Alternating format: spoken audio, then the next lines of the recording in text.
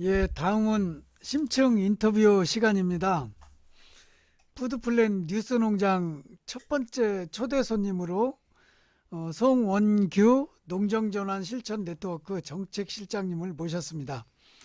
송원규 실장님은 농업농민정책연구소 여름에서 부소장을 역임하시고 지금은 국회와 농민들을 연결하는 농정전환 실천 네트워크에서 정책실장을 하시면서 전국 먹거리연대 정책위원장을 같이 맡고 계십니다.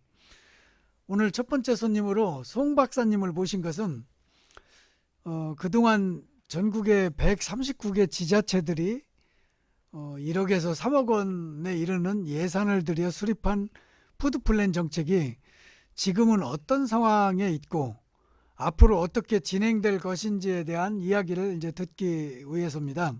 어서 오세요. 네, 안녕하십니까? 예, 먼저 국민들한테 인사 부탁드립니다. 네, 저는 농업경제학을 전공을 하고 원래는 농민단체 상근자부터 시작을 해서 연구 활동을 통해서 현장과 정책을 연결하는 그런 고민을 가지고 연구소에서 계속 연구 활동을 지속하고 있고요. 작년부터는 전국 먹거리연대 정책위원장을 맡게 되었습니다. 예, 푸드플랜 뉴스 농장 첫 번째 방송이고 첫 번째 이제 초대 손님이신데 첫 방송에 흔쾌하게 수락해 주셔서 먼저 감사드립니다.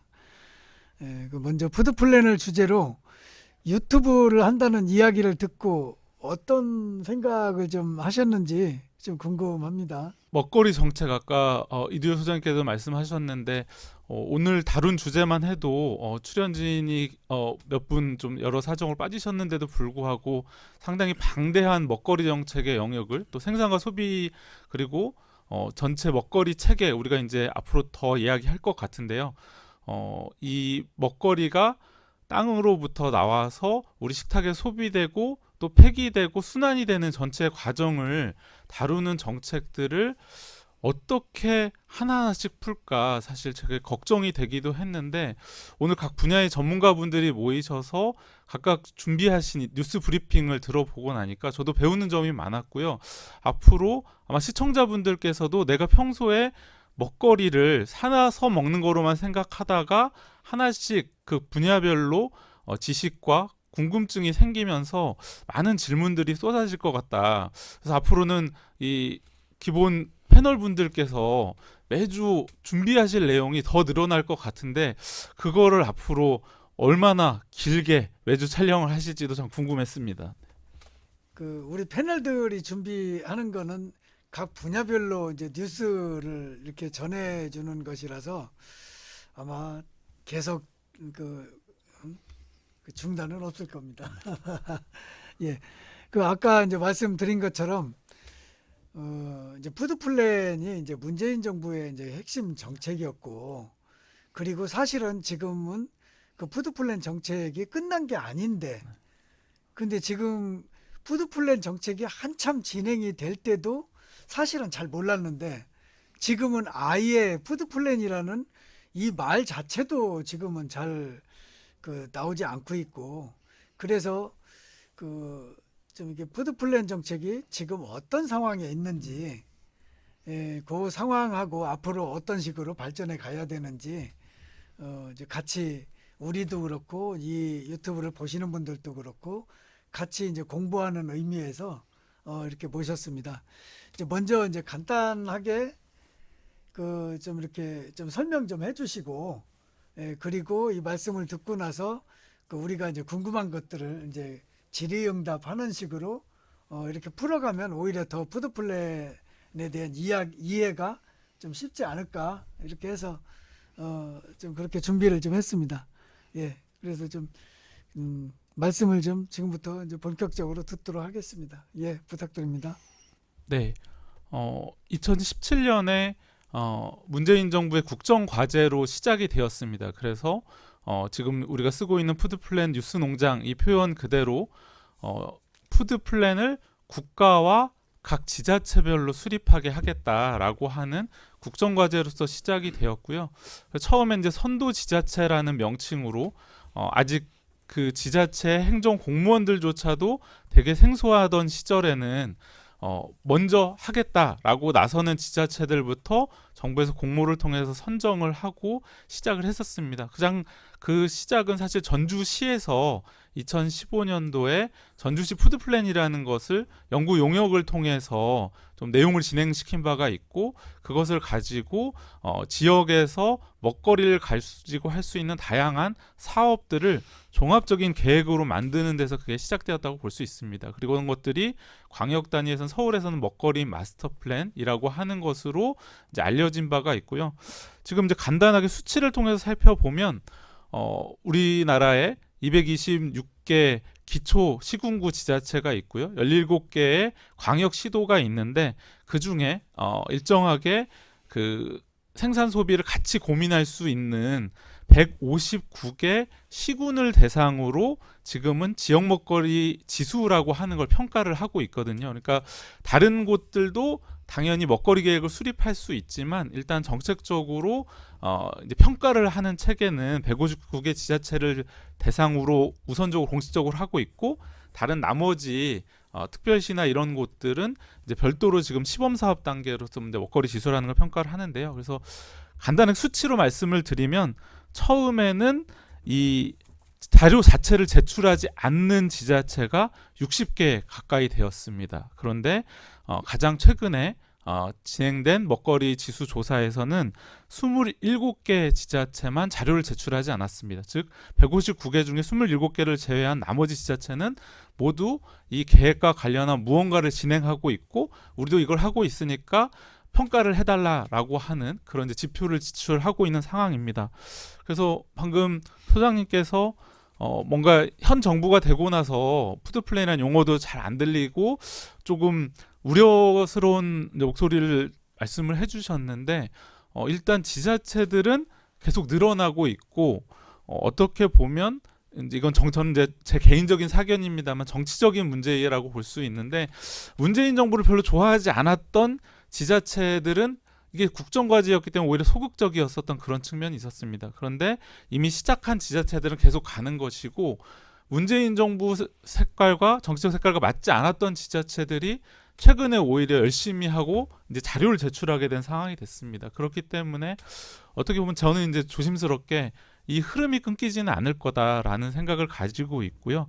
다만 말씀하신 대로 정부가 이 지자체들에 대한 지원금이나 여러 가지 패키지 사업과 같은 정책 지원을 하고 있는데, 이런 것들이 이전 정부와 지금 정부의 기조가 좀 다른 것이 저의 입장에선 보입니다. 그래서 그런 것을 놓고 보자면 앞으로는 힘이 있는, 민간의 힘이 있는 그런 지자체들은 행정과 민간이 좀 균형을 맞추면서 기존처럼 가기도 하겠지만, 다수의 지자체들에서는 아마 행정 주도형으로 일정하게 지자체가 입김이 더 강해지는 그러한 모습으로 이 지역 먹거리 계획 푸드플랜이라는 것이 갈 수 있지 않겠나, 이런 생각들을 최근에 좀 하고 있고요.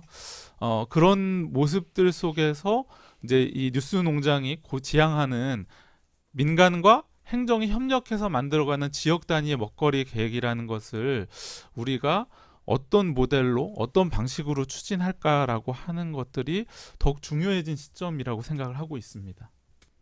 원래는 그 22년 말까지 100개 지자체의 푸드플랜을 수립한다는 게 목표였는데, 그게 이제 139개로 늘어났다고 그래요. 이거는 왜 그랬는지 그거 혹시 알 수 있을까요?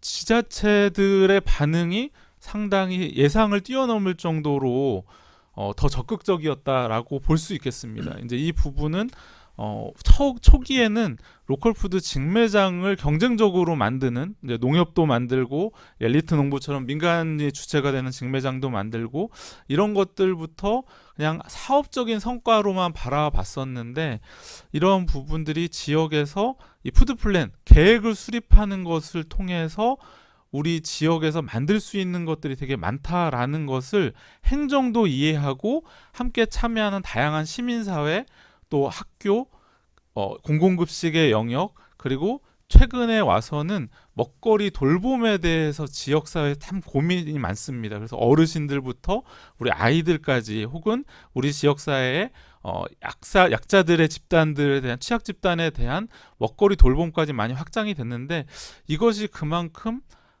할 수 있는 일이 많구나라고 하는 것들을 행정 공무원과 우리 시민들이 함께 이해한 결과라고 저는 그렇게 보고 있습니다. 그리고 이제 이런 부분과 관련해서 또 최근에는 특히 외국에서 더 많이 그런 경향이 나타나는데 기후 위기라고 하는 상당히 우리 인류를 위협하는 문제 속에서 먹거리가 그 기후 위기에 대응하는데 상당히 중요한 역할을 할 수 있다라는 그런 인식이 높아지면서 외국 지자체들과 시민사회에서는 기후 위기에 대응하기 위해서는 이 먹거리 계획을 반드시 해야 된다라고 하는 그런 인식도 높아지고 있어서 앞으로 우리나라에서 더 활성화되지 않을까 그렇게 기대하고 있습니다. 그렇다고 그러면 아주 이게 그 푸드 플랜이 굉장히 바람직한 방향으로 현장에서 이렇게 진행이 될 수도 있다는 그런 얘기예요. 그게? 예, 뭐 그것은 이제 저의 기대를 많이 섞어서 말씀을 드렸고요. 뭐 오늘 말씀하신 패널 분들께서도 아마 각 분야별로 앞으로 성과도 있지만 어떤 문제점과 한계가 있었는지도 같이 논의를 하실 텐데 마찬가지입니다. 모두 좋은 모습만 나타나는 것이 아니고 어떤 곳에서는 또 행정의 횡포도 많이 나타나기도 하고 시민사회가 그만큼 준비가 안 돼 있는 모습이 많이 나타나기도 합니다. 뭐 그렇지만 그럼에도 불구하고 이러한 먹거리를 가지고 우리 사회를 지속 가능하게 만든다는 것에 대한 것은 상당히 빠르게 인식이 바뀔 거라고 생각하기 때문에 저는 긍정적인 방향으로 앞으로 더 나아가지 않을까 기대하고 있습니다. 아까 그 말씀을 좀 하실 때 그 민간의 힘이 좀 이렇게 강력하게 작용하는 데는 그 푸드 플랜이 이제 이렇게 지속 가능할 수도 있겠지만 대부분의 지역에서는 아마 행정 주도로 이렇게 진행될 가능성이 많다. 그 지금까지 우리가 이제 농업 정책뿐만이 아니라 다른 정책도 마찬가지일 텐데 거의 뭐 이렇게 행정 주도로 이렇게 진행이 이렇게 되어 오고 그러다 보니까 실제로 생산자나 소비자들이 이렇게 이제 소외되고 하면서 그러면서 우리가 이제 푸드 플랜 정책을 입안을 하면서 이 거버넌스라는 것들을 실질적으로 푸드 플랜을 추진하는 주체와 그 이제 동력으로 이렇게 봤단 말이죠. 이제 그래서 우리가 이제 거버넌스라는 거를 좀 이렇게 강조를 좀 이렇게 하고 있는데 그것이 이제 구체적으로는 푸드 플랜 계획 안에서는 이제 뭐 먹거리 위원회로 이렇게 표현이 되기도 하고 좀 이렇게 되는데 이게 사실 이게 쉽지 않은 얘기라는 거죠. 예, 그러다 보니까 결국은 또 이제 행정 중심으로 좀 이렇게 이제 진행될 우려가 이렇게 많고 좀 그런 것들에 대해서 좀 그동안에 이제 푸드 플랜을 추진해 왔던 어떤 민간 조직이나 그 이렇게 이제 시민들한테 좀 이렇게 좀 시민들이 어떻게 해야 되는지 좀 그런 말씀 좀 이렇게 해주실 수 있을까요? 네, 상당히 어려운 문제입니다. 방금 소장님께서도 말씀하셨듯이 사실 2017년부터 하면 상당 기간 정부의 국정과제이자 중요한 정책으로 추진이 되었음에도 불구하고 이제 뭐 아마 로컬푸드 직매당에 대한 인지도는 상당히 많이 높아졌다고 이제 실제로 뭐 여러 가지 결과에서는 나타나고 있고 하지만 이런 것이 푸드 플랜 혹은 이제 지금은 농업농촌 및 식품산업 기본법 안에 하나의 조항으로 들어갔습니다. 그래서 23조의 3항에 보면 이 시장 군수 구청장은 지역 먹거리 계획을 수립하고 시행할 수 있다라고 하는 내용으로서 푸드 플랜이 아예 법안에 명시가 됐는데요. 그럼에도 불구하고 과연 우리 국민들 중에 몇 퍼센트나 이 용어라든지 이런 것들이 추진돼 있다는 걸 알까라고 생각해 보면 상당히 비율이 낮을 겁니다. 이제 그리고 아까 말씀하신 거버넌스 지역 먹거리 위원회라고 하는 그 민간과 행정이 같이 함께하는 그런 거버넌스 구조 안에도 사실은 먹거리 아주 관심이 높은 생협 활동가분이라든지 농민단체 장님이라든지 혹은 뭐 이 정책을 다루는 전문가라든지 사실은 우리 영역을 잘 아는 분들 소위 얘기해서 선수들만 들어가는 거지 일반 시민들이 들어오는 그런 체계는 아니거든요. 그렇기 때문에 상당히 생소할 수밖에 아직은 없는 상태인데 이러한 부분들이 뭐 외국의 사례도 있고 우리나라에도 이제 종종 나타나는데 주민자치위원회 예전에 그런 것들이 요즘에는 이제 주민들이 직접 대표를 선출하고 이런 방식으로 상당히 많이 발전을 하는데 이런 곳에서도 먹거리 정책, 우리 지역에 필요한 먹거리 정책은 뭘까? 어르신들에 대해서 어떤 도시락을 배달해 주는 게 필요할까? 아니면 아까 이 청양 사례에서 나온 것처럼 삼찬 그 배달을 하는 그런 게 필요할까? 이런 것들을 시민들이 직접 논의하고 정책으로 제안하고 그 정책이 채택되고 거기에 예산이 배정되는 이런 방식으로 나아가게 될 거라고 저는 이제 기대를 합니다. 물론 그 속도라는 면에서 빨리 가는 곳이 있고 다른 곳들은 대다수가 그런 형태로 나아가는 상당히 오래 걸릴 수도 있겠지만 이런 과정으로 점점 나아가다 보면 이게 내 문제고 내가 직접 참여할 수 있는 문제구나라고 하는 것들을 우리 지역사회에서 이해하는 과정이 될 수 있지 않을까 이런 생각을 가지고 있습니다. 그 행정 중심으로 돼왔던 이런 정책을 그 민관 거버넌스가 이제 정책의 이제 주체가 되면서 그래서 이 푸드 플랜이 그렇게 진행이 되어야만 우리가 생각했던 푸드 플랜이 실현이 될 것인데 아까 이제 얘기했던 건 아마 행정 주도로 이렇게 많이 진행이 될 것이다. 좀 이렇게 좀 전망을 좀 하셨는데 좀 그러면 그 같이 이제 푸드 플랜에 같이 이제 시작하고 참여해 왔던 그런 그 민간 진영에서는 좀 어떻게 했으면 좋겠는지.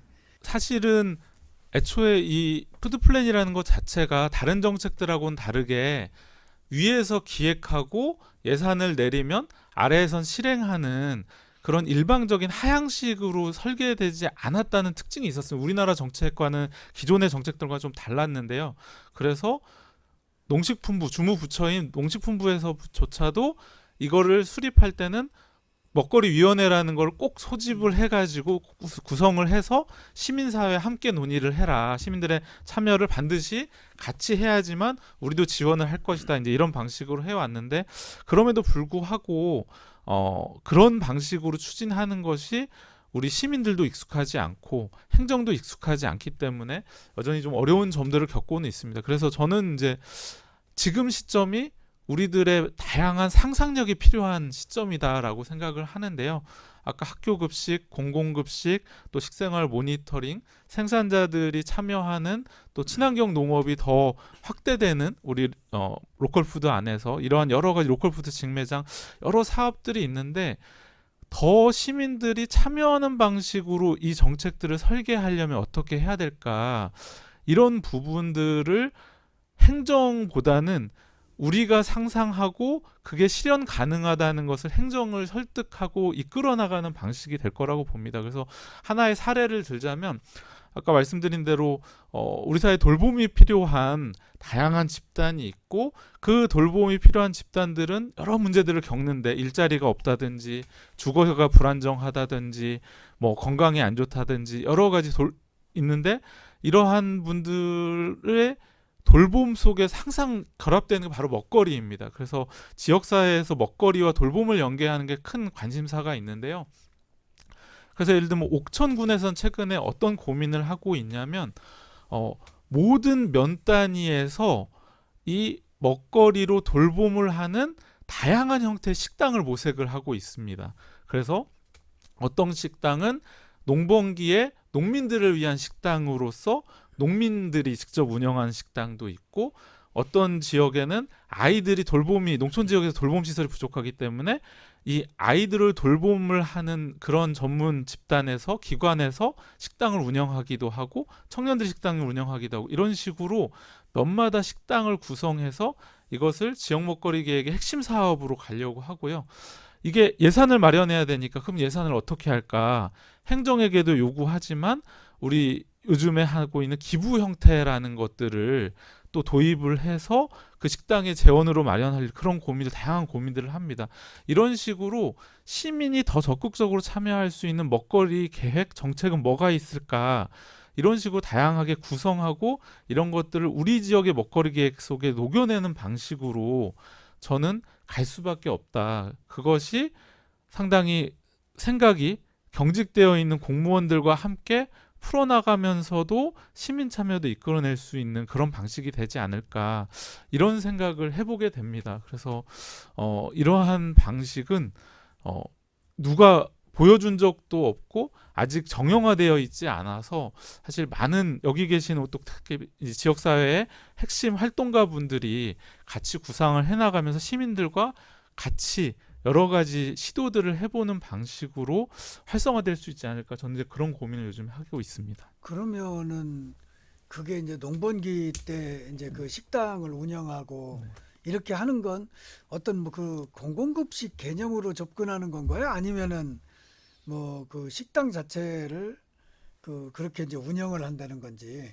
그러니까 그 이제 네네. 돈 이제 농민들은 거기 가서 사 먹고 뭐 네. 이런 거. 네네. 아, 식당 자체가 없으니까. 그것 자체도 이제 그 설계가 혹은 재원이 어디서 나오느냐에 따라서 이제 달라질 수 있는 거죠. 그러니까 만약에 어떤 방식으로든 행정에서 재원의 일부든 전체를 부담하는 방식이 되면 그거 자체가 말 그대로 공공급식이 되는 거고요. 근데 행정에서 그거를 처음부터 동의하지 않을 테니까 그것을 지역사회에서 다른 기부나 혹은 직접 식사를 하시는 분들이 일부 식비를 내는 방식으로 해서 가게 되면 그냥 마을 식당의 형태인데 그게 나중에 공공급식을 발전을 하거나 이렇게 될 수도 있는 거죠. 그러니까 사실은 뭔가 딱 정해서 놓고 시작하는 방식이 아니라 실행만 가능하다면 다양한 사업을 해본다라고 그렇게 생각을 하시면 좋을 것 같습니다. 네. 그리고 이제 그 지금 이제 푸드 플랜 하면 아까 이제 뭐 지자체 얘기도 했지만 이제 그 지역 푸드 플랜들을 이렇게 네. 이제 수립해 가고 국가 차원에서도 이제 푸드 플랜 이제 국가 이제 그 용역도 하고 뭐 네. 그랬었단 말이죠. 그럼 지금 국가 차원의 국가 푸드 플랜은 지금 어떤 상황에 있어요? 네. 처음에 아까 말씀드린 것처럼 국가 푸드 플랜과 지역 푸드 플랜의 두 개의 축으로 가겠다라고 애초에 국정과제에선 발표가 됐었는데요. 국가 푸드 플랜은 연구 용역만 몇 차례 진행된 이후에 정부 차원에서는 푸드 플랜 혹은 먹거리 종합계획이라든지 국가 먹거리 전략과 같은 우리가 이야기하는 개념에서의 계획은 아직 수립되지 않았습니다. 다만 2021년도 9월 달에 정부가 국가 식량 계획이라는 걸 발표를 했는데요. 그 국가 식량 계획에는 자급률을 높이겠다라고 하는 것과 함께 이 지역 단위의 푸드 플랜을 더욱더 활성화해가지고 이런 먹거리 문제를 지역 단위에서 대응할 수 있는 역량도 키우고 로컬 푸드도 활성화한다라는 것을 부분적으로 담은 것이 지금까지 국가 푸드 플랜에서는 와 있는 상태입니다.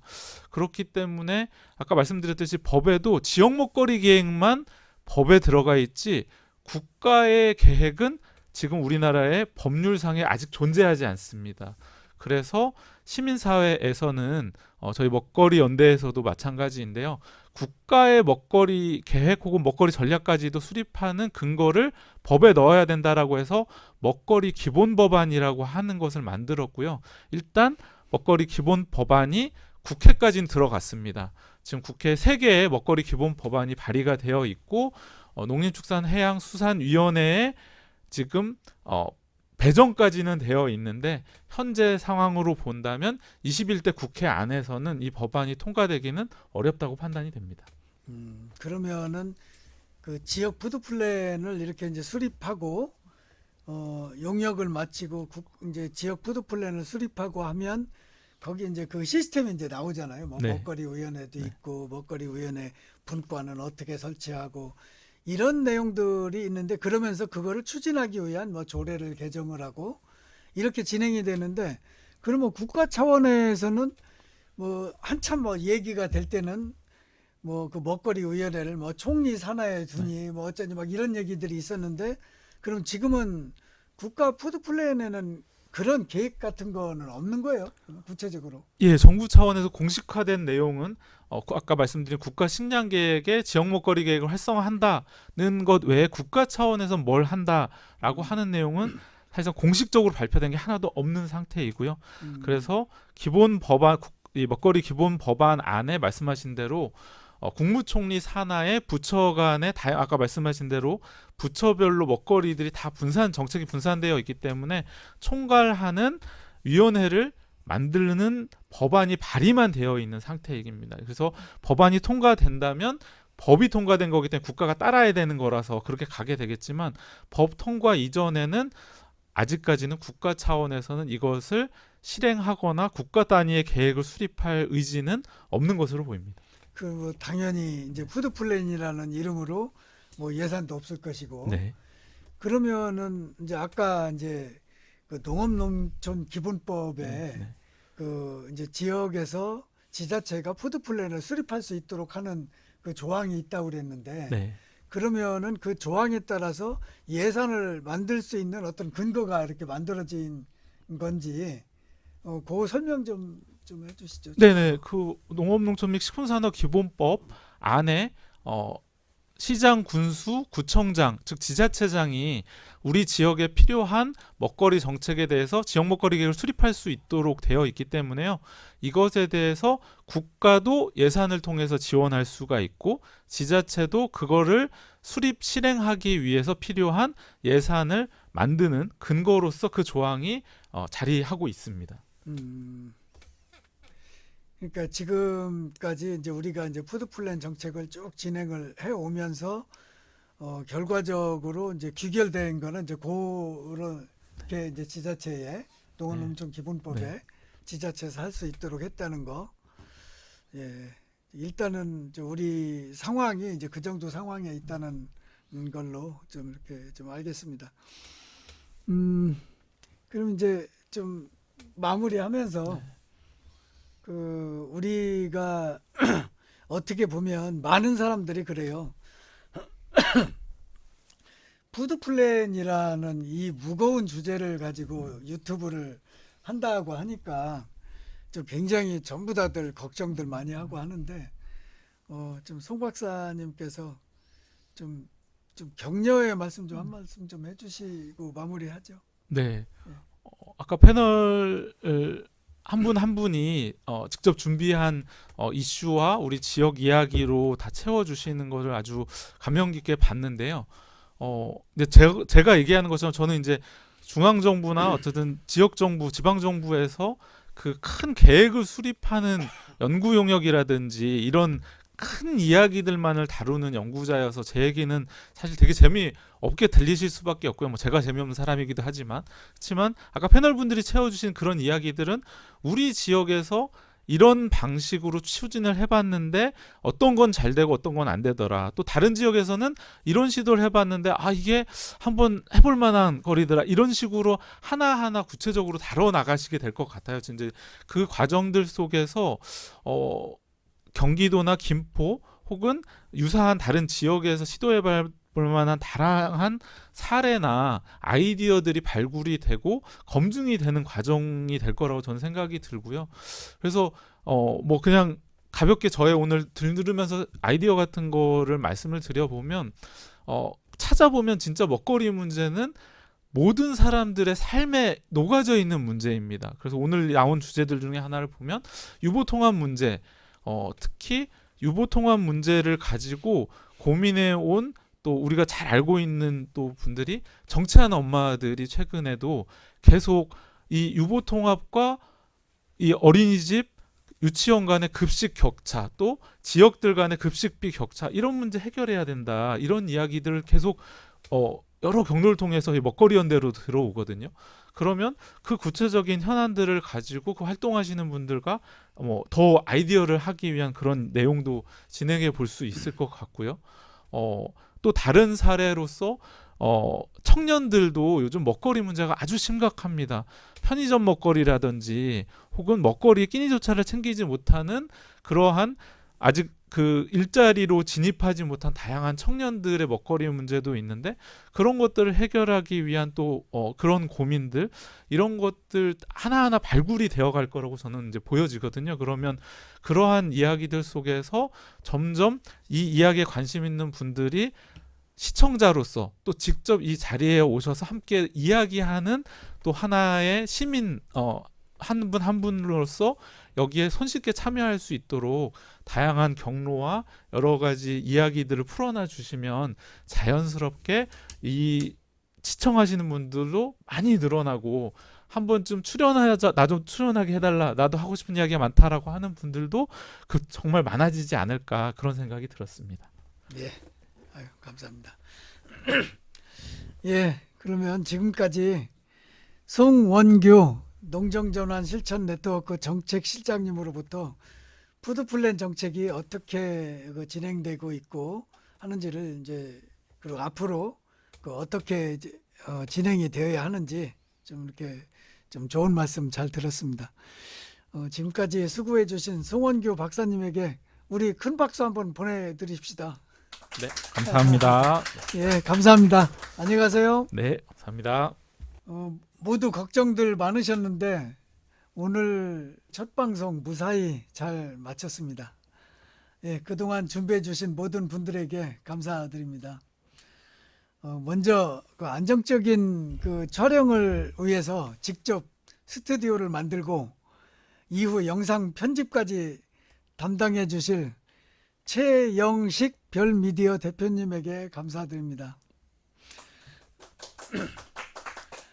예, 그리고 푸드플랜 뉴스농장 고정 패널 제의에 흔쾌히 수락해 주시고 1월 5일 준비 모임, 1월 12일 워크숍에 한 분도 빠짐없이 참여하면서 곧바로 촬영을 시작하자는 결의를 해주신 학교급식 분야, 공군급식 분야, 로컬푸드 분야, 친환경 농업 분야, 도시농업 분야, 모니터링 분야, 식생활 교육 분야, 거버넌스 분야 등 8분의 고정 패널 분들에게도 감사드립니다.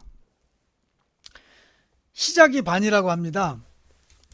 처음엔 어색하고 긴장되고 생각대로 잘 되지 않겠지만 머지않아 자신의 특성이 살아나는 방송 전문가들이 될 것이라고 생각합니다. 어색한 첫 방송을 보시고 실망하지 말고 점점 더 멋진 방송을 해 나갈 수 있도록 국민 여러분의 많은 관심과 격려 부탁드리면서 이것으로 첫 번째 방송을 마치겠습니다. 감사합니다.